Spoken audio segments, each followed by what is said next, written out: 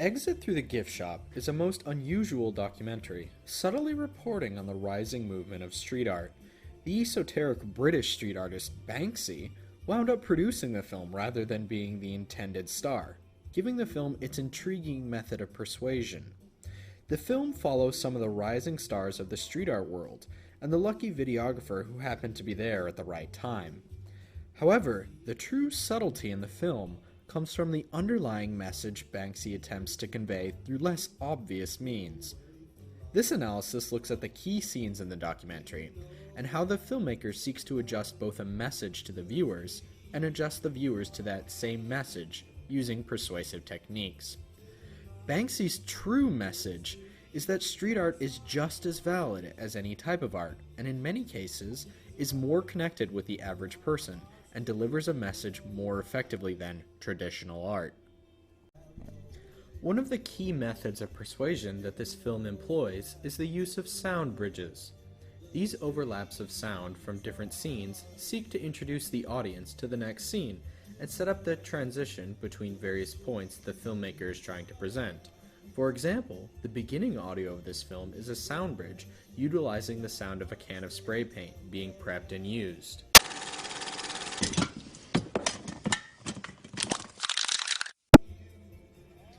The film creates salience within the audience through the almost household recognition of this distinctive noise. The audience is immediately introduced to the topic of the film without a need for narration, helping the audience immediately identify with the topic simply because the audience thinks of the topic rather than having a narration explain it to them. By employing the audience's own thinking process to introduce the film, the producer makes a connection between the audience's interest and the topic without adding too much of the principal message to put off audience members right at the beginning of the film. After the introduction to the film, another sound bridge appears to create salience within the audience. In this example, the glaring jump of large halogen spotlights being activated introduces the audience to both the producer of the film and a scene that sets up the premise for the rest of the film.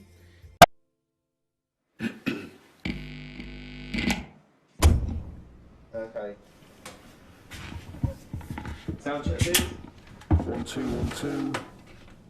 This sound bridge seeks, once again, to capture the audience's interest and attempt to enthrall them with the mysterious figure that appears on screen near the same time as the noise. This sound seeks to promote the attitude that this figure is one of authority and has the right to promote this message to the audience.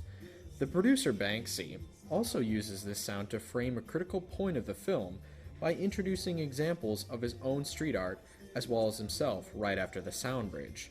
This sound seeks to add importance not only to the persona Banksy has created, but to the art he is attempting to persuade the audience to believe in. Cutting rhythms are also employed by the producers of the film to attempt to persuade the audience about the true value of street art and its place among the common people.